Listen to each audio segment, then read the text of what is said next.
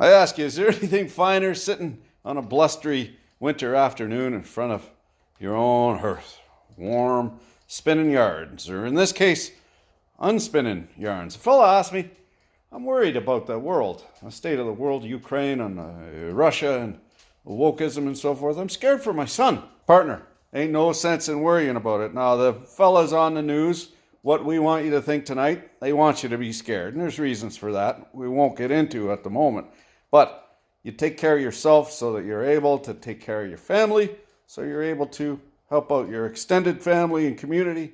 There's one of the few bridges across the Crimean Peninsula what Ukraine blasted into bits and Russia is now fixing.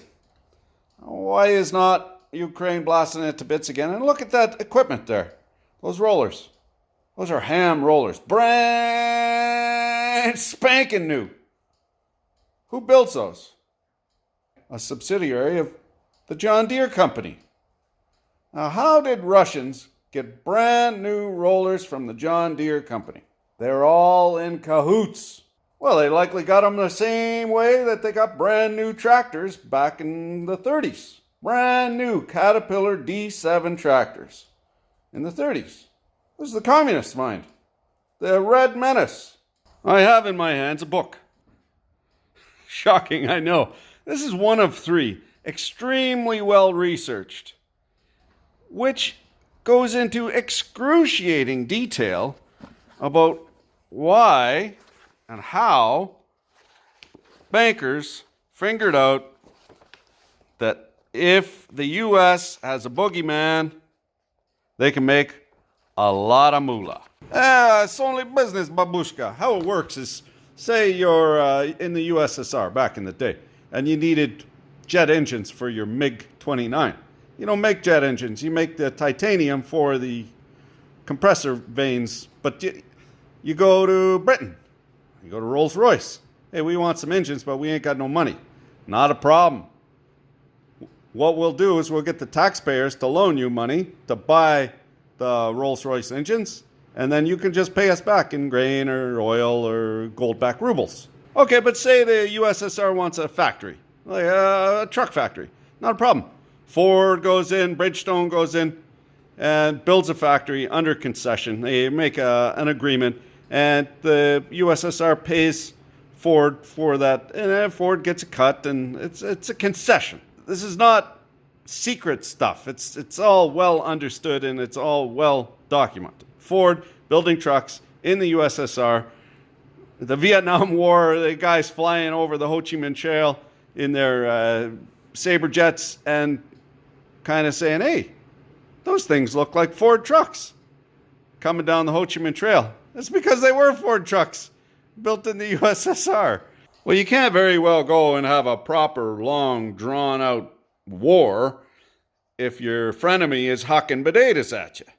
You got to have some proper weapons. And if you're supplying the weapons to both sides, double your pleasure. And invariably, a war is only supposed to last a couple weeks. It's just going to take, we'll be home before Christmas. That's what the precursor was to the First World War.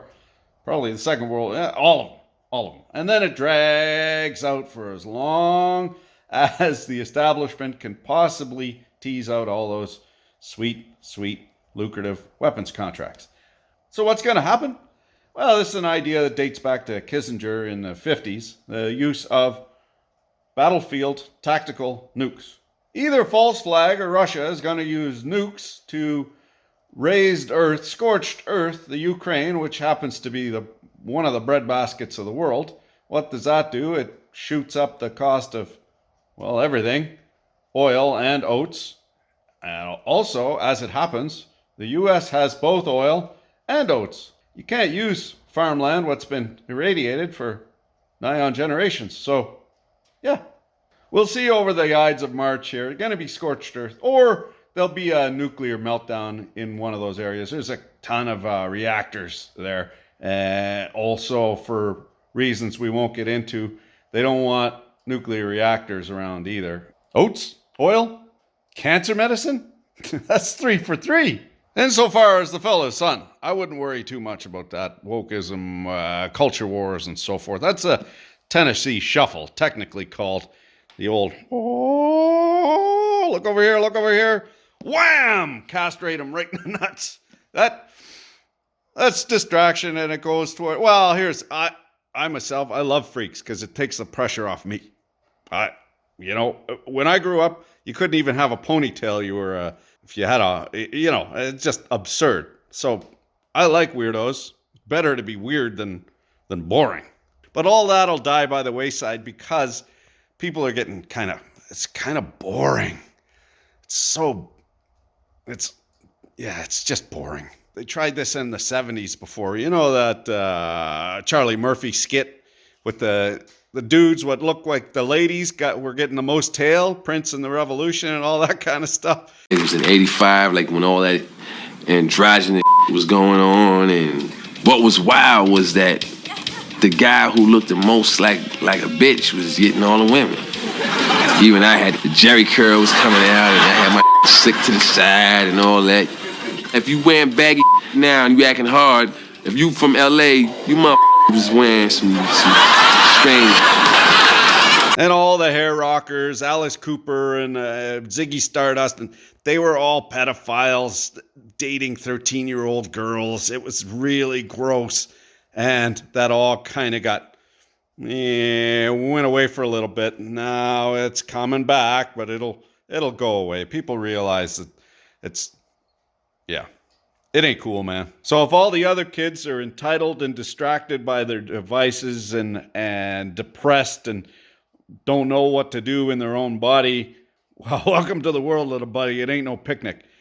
The people what are able to persevere because they have a good grounding, they're going to do just fine. In fact, they'll probably do better than the previous generation because there's less of them.